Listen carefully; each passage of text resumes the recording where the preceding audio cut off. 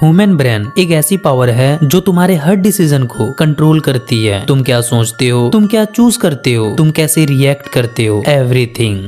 लेकिन क्या हो अगर कोई तुम्हारे दिमाग के अंदर घुसकर ये सब कुछ कंट्रोल करने लगे, तुम्हारे थॉट्स, तुम्हारे डिसीजन, तुम्हारी चॉइस, इवन तुम्हारी इमोशन भी, और तुम्हें इसका एहसास तक ना हो। ये सुनने में इम्पॉसिबल लगता है, लेकिन रियलिटी में तुम्हारे साथ ये हर रोज होता है। कभी तुम ना बोलना चाहते थे लेकिन बोल नहीं पाए, और बाद में तुम खुद सोचने लगते हो यार मुझे मना कर देना चाहिए था। कभी किसी ने तुम्हें कन्विंस किया और उस टाइम पर तुम्हें ऐसा लगा हाँ यार ये बंदा सही कह रहा है, लेकिन कुछ ही देर बाद तुम्हें ये फील होता है कि मैंने ऐसा किया ही क्यों। और सबसे डेंजरियस बात पता है क्या है? एक मैनिपुलेटर तुम्हारे दिमाग को ऐसे रिराइट कर देता है कि तुम्हें खुद से ज्यादा उस पर भरोसा होने लगता है। तुम हर एक डिसीजन उससे पूछ कर लेने लगते हो और तुम्हें लगता है ये डिसीजन तुम्हारा है, लेकिन रियलिटी में सब कुछ धीरे धीरे उसके कंट्रोल में जा चुका होता है और इस चीज का तुम्हें एहसास भी नहीं होता। इसे ही कहते हैं साइकोलॉजिकल मैनिपुलेशन, जहाँ गेम सामने वाले के दिमाग के अंदर खेली जाती है। और इस गेम को सबसे डेंजरियस तरीकों से खेलता है आयानो कोजी कियोतोका।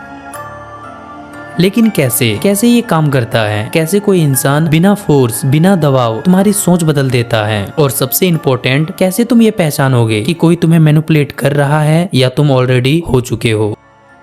इन सारे सवालों का जवाब समझने के लिए पहले तुम्हें सरफेस लेवल से बाहर निकलकर डीप जाना होगा, क्योंकि साइकोलॉजिकल मैनिपुलेशन सिर्फ वर्ड्स का गेम नहीं है, ये एक पूरा सिस्टम है। और इस सिस्टम को समझने के लिए सबसे पहले तुम्हें ये समझना होगा कि साइकोलॉजिकल मैनिपुलेशन एक्चुअल में काम कैसे करता है।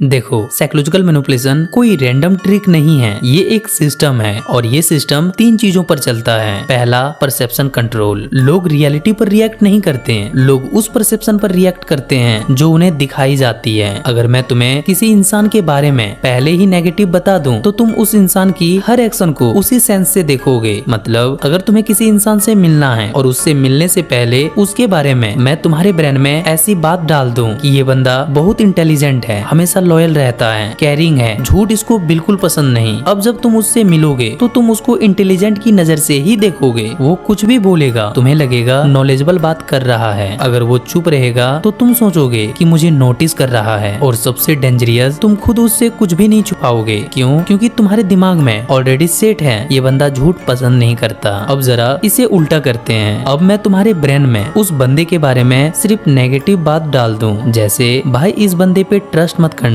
ये बंदा फेक है, हमेशा झूठ बोलता है। तो अब जब तुम उससे मिलोगे तो उसको नेगेटिव नजरों से देखोगे। अगर वो हेल्प करेगा तुम सोचोगे मुझे इम्प्रेस करने की कोशिश कर रहा है। अगर वो सच बोलेगा तुम्हें लगेगा झूठ बोल रहा है, जबकि उसने कुछ किया भी नहीं होता। फिर भी तुम्हारा ब्रेन उसे झूठा साबित करने में लग जाएगा। यही है परसेप्शन कंट्रोल। गेम समझ आया? रियलिटी इंपॉर्टेंट नहीं है, नैरेटिव इंपॉर्टेंट है। लोग तुम्हें जज नहीं करते, लोग उस लेवल को जज करते हैं जो उनके दिमाग में पहले से डाल दिया जाता है।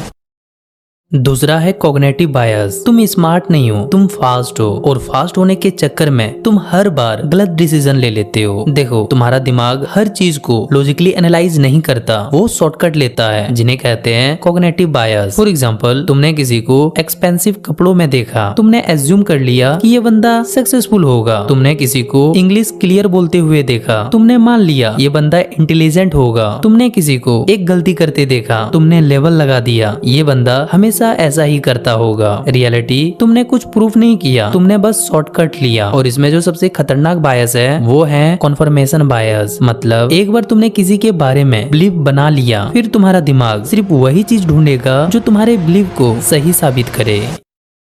तीसरा, डिसीजन हाईजैकिंग। तुम सोचते हो तुम डिसीजन खुद लेते हो, लेकिन असल में डिसीजन लेने से पहले ही तुम्हारा रास्ता सेट कर दिया जाता है। यही है डिसीजन हाईजैकिंग। तुम्हें फोर्स नहीं किया जाता, तुम्हें पुश किया जाता है। तुम्हें इस तरह गाइड किया जाता है कि तुम खुद वही चूज करो जो सामने वाला चाहता है। कैसे? तो जरा ध्यान से सुनना। सबसे पहले तुम्हारी परसेप्शन कंट्रोल होती है। तुम चीजों को एक स्पेसिफिक एंगल से देखते हो, फिर तुम्हारे कॉग्निटिव बायस ट्रिगर होते हैं और तुम जल्दी कंक्लूजन पर पहुंच जाते हो बिना वेरीफाई किए। और फिर आता है फाइनल स्टेज, डिसीजन हाईजैकिंग, जहां तुम्हें चॉइस दी जाती है लेकिन गेम पहले ही फिक्स होता है। फॉर एग्जाम्पल, तुम्हें बोला जाता है ये ऑप्शन सही है और ये थोड़ा रिस्की। अब तुम क्या करते हो? तुम सही ऑप्शन चूज कर लेते हो और यहीं पर फंस जाते हो, क्योंकि तुमने ऑप्शन तो चूज कर लिया लेकिन तुमने ये नहीं सोचा कि ये ऑप्शन सेफ है। ये किसने डिसाइड किया? यही है डिसीजन हाईजैकिंग। और इसकी सबसे खतरनाक बात ये है कि ये सिस्टम दिखाई नहीं देती, ये क्वाइटली काम करती है और जब तक तुम्हें इसका पता चलता है तब तक बहुत देर हो चुकी होती है।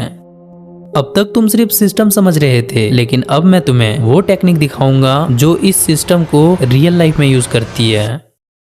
Technique number 1, framing effect. तुम सोचते हो तुम चीजों को वैसे देखते हो जैसे वो होती है, लेकिन रियलिटी में तुम चीजों को वैसे नहीं देखते जैसे वो है। तुम चीजों को वैसे देखते हो जैसे तुम्हें दिखाया जाता है। मान लो अगर मैं तुमसे कहूँ इस मेडिसिन से 80% लोग बच जाते हैं, तो तुम क्या सोचोगे? सेफ है, ट्रस्ट कर सकते हैं। लेकिन अगर मैं इसी बात को ऐसे कहूँ इस मेडिसिन से 20% लोग मर जाते हैं, अब तुम क्या फील कर रहे हो? Risky, dangerous. जबकि रियलिटी सेम है लेकिन तुम्हारा डिसीजन बदल गया। यही है फ्रेमिंग इफेक्ट। यहाँ ट्रूथ नहीं बदलता, बस ट्रूथ दिखाने का तरीका बदल जाता है और इसी के साथ तुम्हारा डिसीजन भी। यहाँ एक डेंजरियस चीज समझो, आयानुकोजी जैसे स्मार्ट मैनिपुलेटर्स तुमसे झूठ नहीं बोलते हैं, वो तुम्हें इनकम्प्लीट ट्रूथ देते हैं। वो इन्फॉर्मेशन हाइड नहीं करते हैं, वो इन्फॉर्मेशन को फ्रेम करते हैं। मतलब वो तुम्हें वही दिखाते हैं जो तुम्हें देखना चाहिए और जो तुम्हें नहीं देखना चाहिए उसे बैकग्राउंड में पुश कर देते हैं।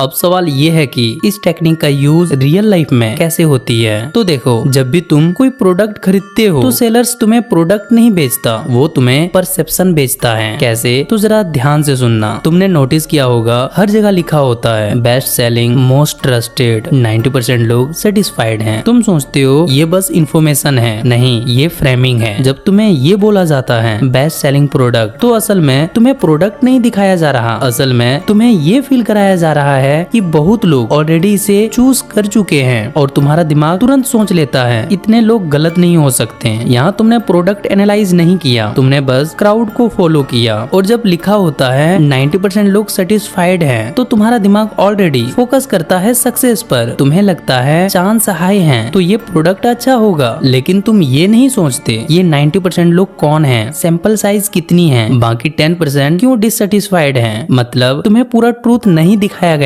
सिर्फ पॉजिटिव हिस्सा दिखाया गया है। इसीलिए अगर तुम्हें इस फ्रेम को तोड़ना है तो तुम्हें ये 5 चीजें करना होगा। नंबर 1, एंगल चेंज करो। जो तुम्हें दिखाया जा रहा है उसे सीधा मत मानो, खुद से पूछो ये बात किस एंगल से दिखाई जा रही है। अगर मैं इसे उल्टा देखूं तो क्या बदलेगा, क्योंकि फ्रेमिंग हमेशा एक साइड हाईलाइट करती है, तुम्हें दूसरी साइड खुद ढूंढनी पड़ेगी। दूसरा, क्लेम नहीं, कॉन्टेक्स्ट देखो। बेस्ट सेलिंग, 90% लोग सेटिस्फाइड, मोस्ट ट्रस्टेड, ये सुनते ही डिसीजन तुरंत मत लो, खुद से पहले सवाल पूछो। नंबर 3, पॉजिटिव सुनो, नेगेटिव ढूंढो। अगर तुम्हें सिर्फ अच्छी बात सुनाई जा रही है तो समझ जाओ पिक्चर अधूरी है। खुद से पूछो इसमें डाउन साइड क्या है, किस सिचुएशन में ये फेल हो सकता है, क्योंकि फ्रेमिंग हमेशा पॉजिटिव हाईलाइट करती है, नेगेटिव बैकग्राउंड में छिपा दिया जाता है। नंबर 4, कंपैरिजन खुद बनाओ। फ्रेमिंग तुम्हें एक ही ऑप्शन दिखाती है ताकि तुम उसी में फंस जाओ, इसीलिए तुम 2-3 चीजों को देखो, प्राइस, क्वालिटी, रिव्यू, कंपेयर, क्योंकि जब तुम कंपेयर करते हो तो फ्रेमिंग की पावर टूट जाती है। Number 5, pre decided rule. सबसे पहले तुम डिसाइड करो मुझे ये चीज सच में चाहिए या नहीं और मैं इसके लिए कितना पे करूंगा। अब जब कोई ऑप्शन आएगा तुम उसके हिसाब से नहीं सोचोगे, वो तुम्हारे रूल्स में फिट होना चाहिए। याद रखना, फ्रेमिंग तभी काम करती है जब तुम बिना सोचे एक्सेप्ट कर लेते हो। जिस दिन तुमने हर चीज पर क्वेश्चन करना शुरू कर दिया, उस दिन से कोई भी तुम्हें डायरेक्शन नहीं दे पाएगा। अगर तुम्हें ये टेक्निक डेंजरियस लगा तो अगली टेक्निक इससे और ज्यादा खतरनाक है, क्योंकि वहाँ सोचने का टाइम ही नहीं दिया जाता। Technique number 2, scarcity illusion. अगर मैं तुम्हें कहूँ ये मौका सिर्फ आज के लिए है, या तो अभी डिसाइड करो या फिर हमेशा के लिए खो दो, तो तुम्हारा माइंड क्या करेगा? शांत होकर एनालाइज करेगा? नहीं, वो तुरंत सोचना बंद कर देगा और पैनिक करना शुरू कर देगा। यही है स्कार्सिटी इल्यूजन। स्कार्सिटी इल्यूजन का मतलब है किसी चीज को ऐसा दिखाना जैसे वो लिमिटेड है, रेयर है, खत्म होने वाली है, ताकि तुम्हें लगे अगर अभी नहीं लिया तो तुम कुछ खो दोगे। और जैसे ही ये फीलिंग आती है तुम डिसीजन डिसीजन नहीं लेते, तुम रिएक्शन देते हो। क्यों? क्योंकि ह्यूमन ब्रेन गेन से ज्यादा लॉस से डरता है। मतलब तुम 1000 रुपए कमाने से ज्यादा 1000 रुपए खोने से डरते हो। इसीलिए जब तुम्हें लगता है ये चीज अभी नहीं ली तो खो जाएगी, तो तुम्हारा ब्रेन लूजिंग मोड में नहीं जाता, वो सर्वाइवल मोड में चला जाता है। और सर्वाइवल मोड में तुम्हारा फोकस नैरो हो जाता है। तुम लॉन्ग टर्म नहीं सोचते, तुम बस इमीडिएट डिसीजन लेते हो। और यही स्कार्सिटी इल्यूजन का काम है, तुम्हें सोचने से रोकना। तो चलो अब जानते हैं ये टेक्निक रियल लाइफ में कैसे यूज होती है।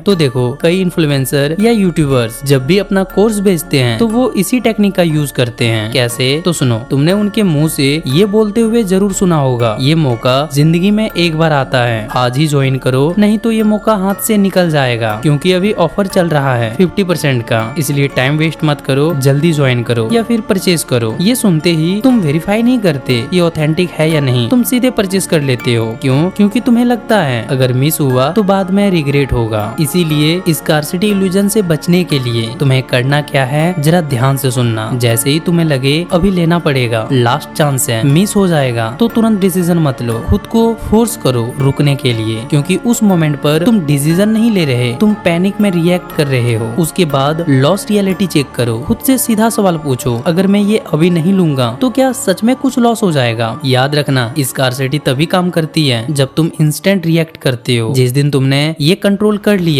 उस दिन से कोई भी तुम्हें प्रेशर में कुछ भी नहीं बाय करवा सकता।